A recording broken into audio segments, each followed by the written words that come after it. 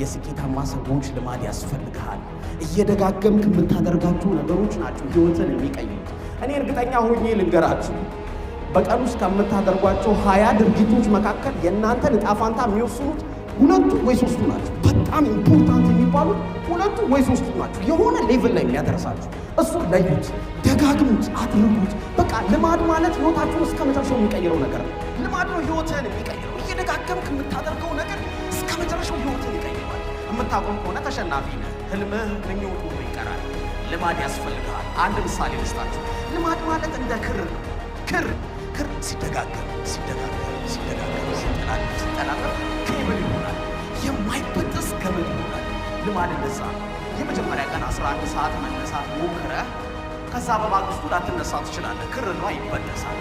በመጀመሪያ ቀን በጥሩ አሁን ይህንን ነገር ሰማ፣ ተነቃቃህ፣ ቤት ገብተህ መጽሐፍ ማንበብ ትጀምርና ልታቆም ትችላለህ።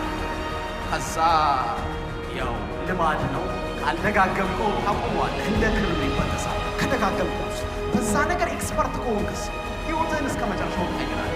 ኤክስፐርት መሆን የምትፈልጉበት ፊልድ ካለ ለሱ በቀን 1 ሰዓት ስጡት። 1 ሰዓት ብቻ ስጡት። እዚህ ውስጥ ቢዝነስማን መሆን የሚፈልግ ሰው ካለ ስለ ገንዘብ፣ ስለ ቢዝነስ ብቻ በቀን 1 ሰዓት ያምሩ። 24 አወር አላችሁ፣ 24 ሰዓት አላችሁ። 8 ሰዓቱን ተኙበት፣ 8 ሰዓቱን ፈታ ብሉበት። የቀነው እንደፈለጋችሁ አሉ። 1 ሰዓት ወይም ሚኒመም 30 ደቂቃ ለምትወዱት ነገር ብቻ ስጡ። ለምሳሌ ስለ ቢዝነስ ማንበብ ባትወዱ ኢንተርቪው እዩ፣ ኦር የሆነ ንግግር ስሙ። የሚያስደስታችሁን አድርጉ። ከቢዝነስ ጋር የሚገናኝ ወይ ደግሞ ዲዛይነር መሆን የሚፈልግ ሰው ከዲዛይን ጋር የሚገናኝ ነገር ያንብብ። በቀን 1። ሳይንሱ ምን ይላል መሰላችሁ? በቀን 1 ሰዓት ለ3 ዓመት ያንን ነገር ካደረገው የዛ ነገር ኤክስፐርት ትሆናለህ ይላል። ታምኑኛላችሁ? እዚህ ውስጥ ስለ ሳይኮሎጂ ምንም እውቀት የሌለው ሰው ከዛሬ ጀምሮ 1 ሰዓት መድቦ ለ3 ዓመት ቢያደርገው የሳይኮሎጂ ኤክስፐርት ይሆናል። በኢትዮጵያ ልንገራችሁ፣ ዓለም ላይ እንደዚህ አይነት ሰዎች በጣም ጎልተዋል።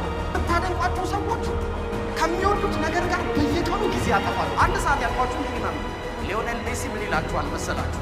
እኔ ያለ ላለፉት 17 ዓመት ከ214 ቀናት ሙሉ እየደጋገምኩ ማታ ከኳስ ጋር ነበር።